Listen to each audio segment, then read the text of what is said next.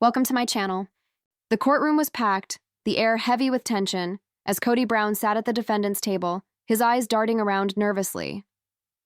The judge had called the session to order, and the chatter from the gallery fell into silence. The case that had captured the attention of Sister Wives fans everywhere had finally reached its climax. For months, the rumors of hidden accounts, financial deception, and betrayal had swirled, but now it wasn't just speculation or whispers in tabloids. It was about to be laid bare in front of the court, and Cody knew it. He sat stiffly, his jaw clenched, as Robyn gripped a stack of papers beside him. She looked pale, eyes rimmed with exhaustion, mascara faintly streaked from the tears she had already shed outside the courtroom. The plaintiffs, Christine, Janelle, and Meri, sat on the opposite side, united, their faces calm but resolute, knowing the weight of the moment was finally tilting in their favor. The judge wasted no time. He reminded everyone that this was not about reality TV drama, but about money, contracts, and trust. Cody's pattern of moving funds between accounts, creating shell companies, and funneling family earnings into ventures controlled only by himself and Robyn had been revealed over weeks of testimony. Witnesses had spoken. Bank records had been shown. Forensic accountants had testified that over $5 million had been siphoned away, hidden from the other wives, leaving them struggling financially while Cody and Robyn lived lavishly in their Flagstaff home. The wives had been promised that Coyote Pass would be developed for the entire family, that every investment they made would secure their children's future. But instead, as the evidence mounted, it became clear that Cody had treated those investments like his own personal kingdom. Christine sat silently, her eyes fixed on the judge, though inside she must have felt vindicated. For years she had spoken of how she was excluded, manipulated, made to feel less than. Now the law itself was validating her truth. Janelle, who had poured her resources into Coyote Pass, sat with her arms folded, her expression hard. She had always fought for fairness, for her right to build a home there, and instead she ended up in an RV while the money she had invested vanished into hidden accounts. Meri, though long estranged from Cody, had also been cut out of the financial picture, strung along with promises that never materialized. The three of them sat shoulder to shoulder now, finally finding strength in solidarity against the man who once claimed to lead them. The prosecution's closing arguments had been sharp and devastating. The lawyer outlined piece by piece how Cody had intentionally misled the wives, diverting funds meant for the family into a series of LLCs and private ventures. She reminded the jury of the nanny's testimony, of bank statements carelessly left in plain view, of Cody's own contradictory words under oath. She reminded them of Robyn's shopping sprees, of expensive jewelry and designer clothes bought while Janelle was told there wasn't enough to even build a modest home. She painted Cody not as a man overwhelmed by responsibility, but as a man who wielded control like a weapon, deciding who deserved comfort and who deserved scarcity. When it was Cody's turn to defend himself, he had erupted into long speeches about betrayal, loyalty, and the failure of his wives to respect his role as patriarch. But each word, instead of winning sympathy, had hardened the impression of his arrogance. The judge, weary of Cody's dramatics, had cut him off more than once, demanding he stick to the facts. But the facts were not in his favor. The money trail was too clear, too damning. Robyn's tears and claims of ignorance fell flat against receipts, transfers, and eyewitness testimony. Every time she said she didn't remember, the prosecution countered with documents that proved she knew more than she admitted. Now, as the courtroom held its breath, the judge began to read the verdict. His voice was steady, deliberate, every word carrying the weight of justice. On the count of financial mismanagement and breach of fiduciary duty, the court found Cody Brown liable. On the count of intentional deception, the court found him guilty of fraud against his own family. The gallery gasped, the silence broken only by the scratch of pens and the hurried typing of reporters' keyboards. Robyn's hand shook as she clutched her papers tighter, her knuckles turning white. Cody's face flushed red, his jaw tight as he stared down at the table, unable to meet the eyes of Christine, Janelle, or Meri. The final blow came when the judge announced the damages. Cody was ordered to pay $5 million to the plaintiffs, the wives he had betrayed. The figure wasn't random. It represented the total amount siphoned through his schemes, plus interest, plus punitive damages for the deliberate harm caused. The courtroom erupted in murmurs, people whispering to each other in disbelief. $5 million? It was a sum that would shatter Cody's financial world, force the sale of properties, strip away his carefully guarded accounts. For once, the power was not in his hands. For once, the wives were not the ones left scrambling. Christine let out a breath she had been holding, her lips curving into a small smile she quickly tried to hide. Janelle glanced at her and gave a slight nod as if to say, "We did it." Meri, arms still folded, allowed herself the faintest smirk, the kind that said justice had finally caught up. On the other side, Cody whispered furiously to Robyn, his hands gesturing wildly, his face growing darker with every word. Robyn wiped at her cheeks, her tears now less of performance and more of panic. The weight of the judgment had crushed the carefully built image they had worked to sell both to the family and to the public.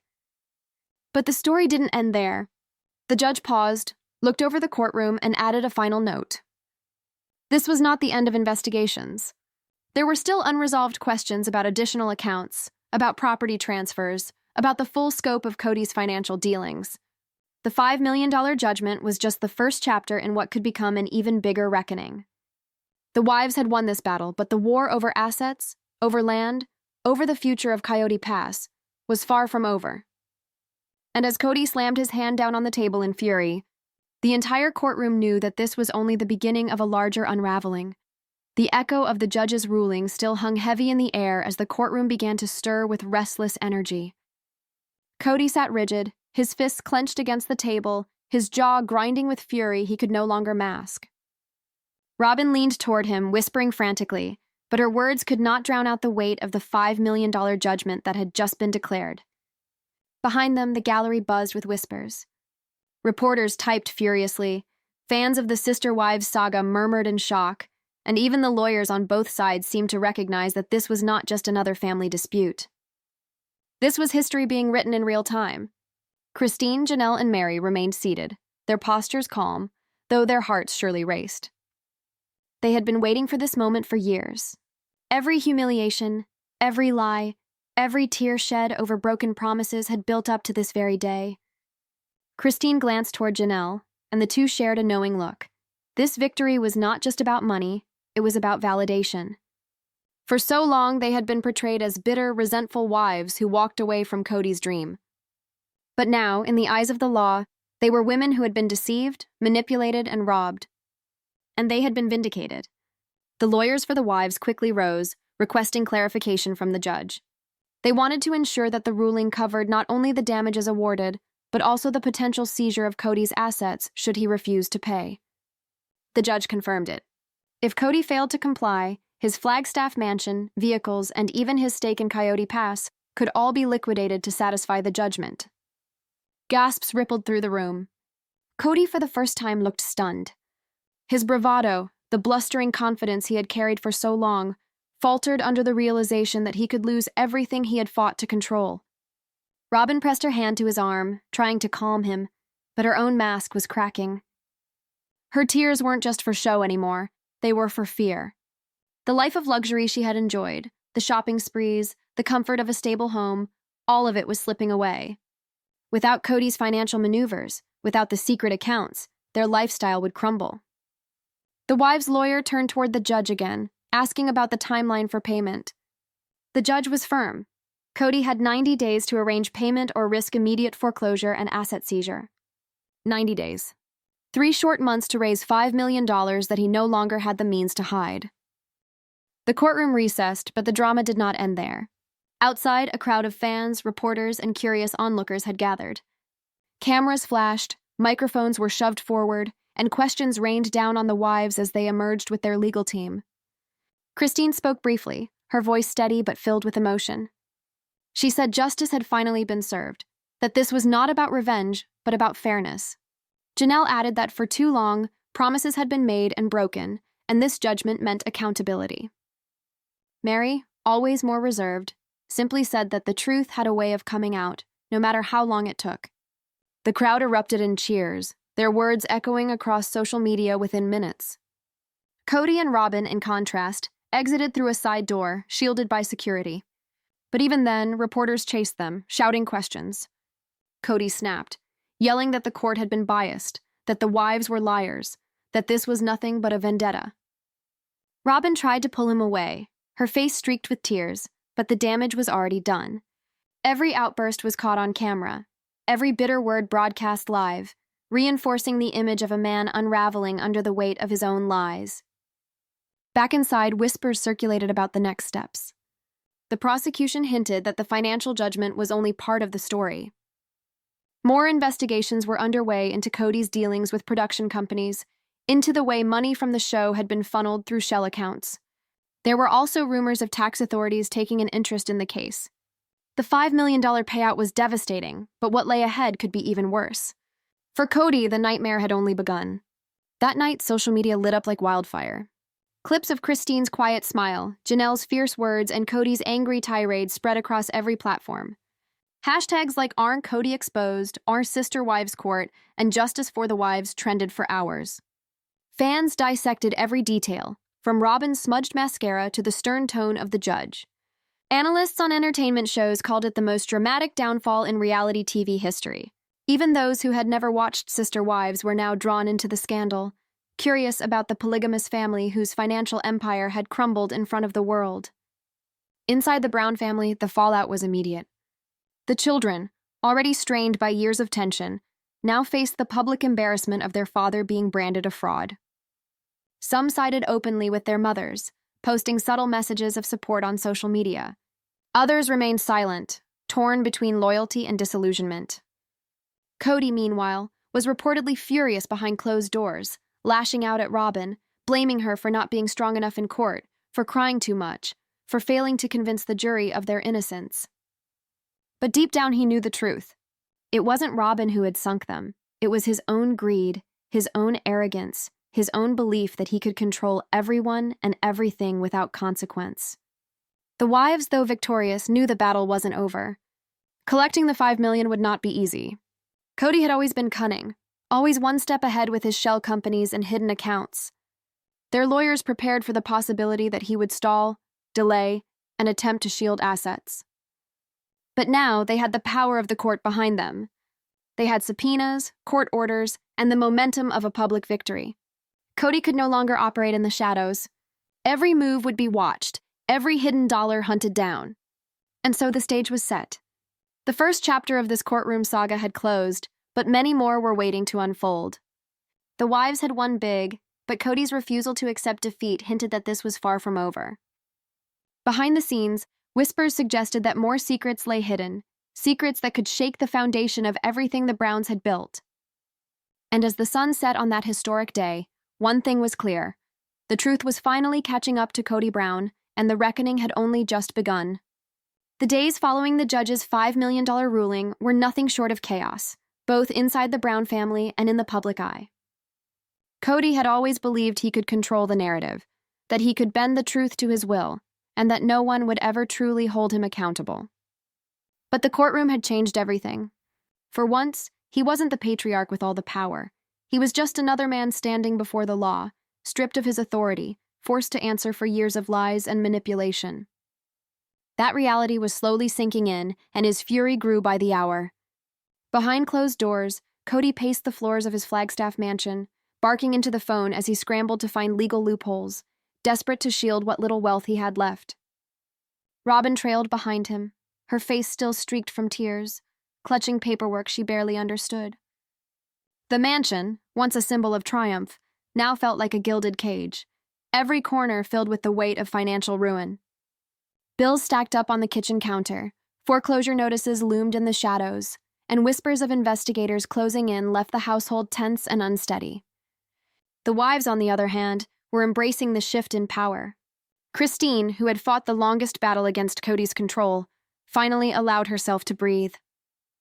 Her voice in interviews carried both exhaustion and relief.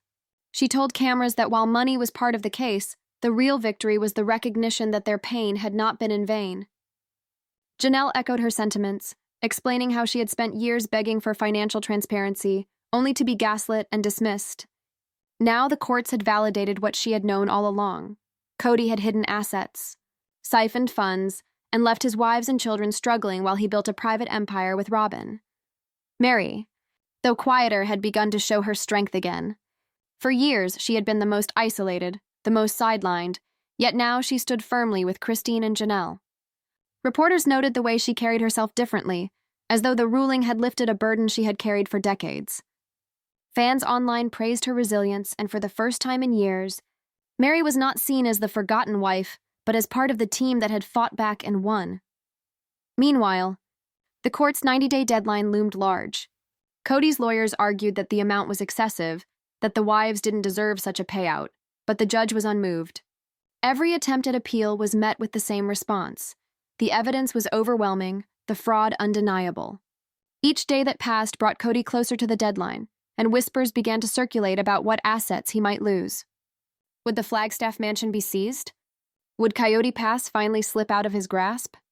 Or worse, would the state intervene and dig deeper into his tangled finances, uncovering even more hidden accounts and fraudulent dealings? Social media became a battleground. Cody's supporters, few though they were, claimed the wives were money-hungry and vindictive. But the overwhelming tide of public opinion was against him. Fans of the show flooded platforms with their outrage, their posts dissecting years of episodes, pointing out inconsistencies, and connecting the dots between Cody's words on camera and the courtroom revelations.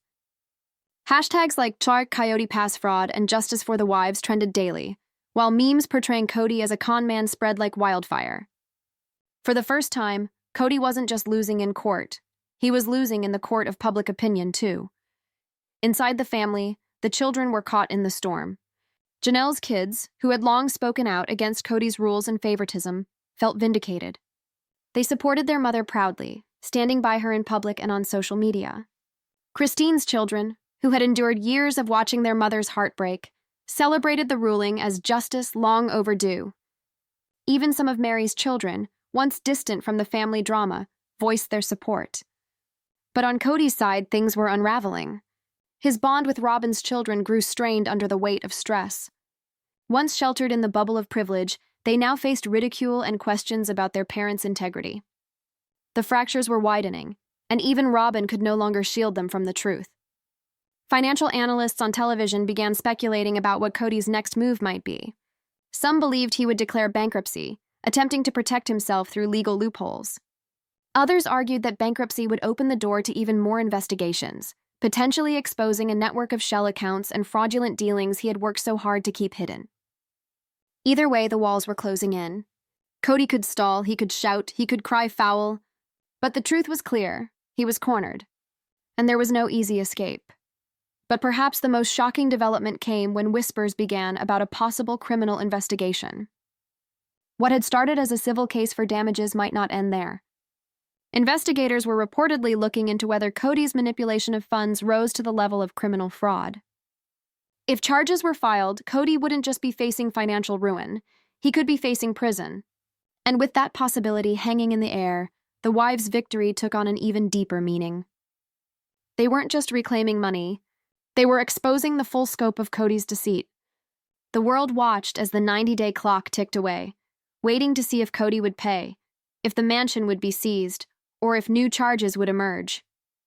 And though Christine, Janelle, and Meri celebrated their victory, they knew this war was not over. Cody was desperate, angry, and unpredictable. And a desperate man, especially one who had built his life on manipulation, could still have dangerous tricks left up his sleeve. Cody's world was falling apart faster than even he could have imagined. The judge's ruling had carved a deep wound, but the real bleeding was only just beginning. 90 days. That was the deadline etched into his mind, a countdown clock that ticked louder every time he tried to sleep. He told himself he could fix it, that he could outsmart Christine, Janelle, and Meri, that he could convince the courts he was the victim. But deep down, he knew the truth. His empire was collapsing, and this time there was no quick escape. Robyn tried to soothe him, clutching his arm as he raged through the house, but her words only irritated him further. "You don't get it," he snapped, his voice echoing off the walls. "They want to take everything. They won't stop until I'm destroyed." Robyn's tears fell silently as she realized that the mansion they stood in, the property they had fought to protect, and even the lifestyle they had built could all vanish in the blink of an eye. The word foreclosure loomed like a shadow over every room, haunting her every step. Meanwhile, Christine, Janelle, and Meri began preparing for the next phase. The judgment was just the beginning. They knew Cody would stall, delay, and fight tooth and nail to keep from paying. But they were ready. Their legal team was already drafting motions to freeze assets, seize bank accounts, and even force the sale of Coyote Pass if necessary. What had once been Cody's dreamland now stood as the symbol of his downfall, and the wives intended to claim it for themselves. The irony wasn't lost on anyone. The children, too, felt the shift. Many openly sided with their mothers, posting messages of support online, while others remained silent, afraid of the storm raging between their parents. Family ties that had already been frayed now seemed completely severed. Cody's authority as patriarch was gone, stripped away not just by the courts, but by the voices of his own children who saw him for what he was. As the media frenzy grew, more shocking revelations began to surface. Former business associates of Cody whispered to reporters about questionable deals and hidden accounts. Rumors swirled that investigators were digging deeper, not just into Cody's assets, but into possible criminal activity. Was this truly just a financial dispute, or was it the beginning of a criminal case that could end with Cody behind bars? Social media exploded again when leaked documents hinted at offshore accounts tied to Cody and Robyn. If true, it would prove beyond doubt that they had gone to extreme lengths to hide money from the family and from the courts. Christine and Janelle's lawyers refused to comment, but their silence only fueled speculation. Fans wondered aloud, had the judge's $5 million ruling only scratched the surface? Were there still millions hidden away, waiting to be uncovered? In the midst of the chaos, Cody made a bold move. Against his lawyer's advice, he contacted a well-known media outlet and demanded to tell his side of the story. He wanted to portray himself as the victim of bitter ex-wives, a man targeted because of his polygamous lifestyle. But when the interview aired, it backfired spectacularly. His arrogance, his refusal to take responsibility, and his blatant contradictions only reinforced what the jury had already decided. Viewers mocked him, critics called him delusional, and even some of his remaining supporters began to waver. The clock continued to tick, and with each passing day, Cody's desperation grew. Behind the walls of his mansion, arguments erupted, voices raised, doors slammed. Robyn begged him to think of the children, to find a way to compromise, but Cody refused to admit defeat. To him, paying the $5 million was more than financial ruin. It was surrender. And surrender was something Cody Brown had never allowed himself to do. And then came the whisper that froze everyone in their tracks. A sealed court document was rumored to contain evidence even more damaging than what had already been revealed. Something about a transfer of funds, something about a trust account tied to Robyn, something that could not only destroy their finances, but also open the door to full-blown criminal charges. The document hadn't been unsealed yet, but insiders claimed that when it was, it would send shockwaves through the entire Brown family saga. The wives waited, the children whispered. The fans speculated. And Cody, sitting alone in his office surrounded by crumpled papers and unopened bills, stared at the ticking clock. 90 days, $5 million, and one secret document that could change everything. What would it reveal? And would Cody survive the storm that was still gathering just beyond the horizon?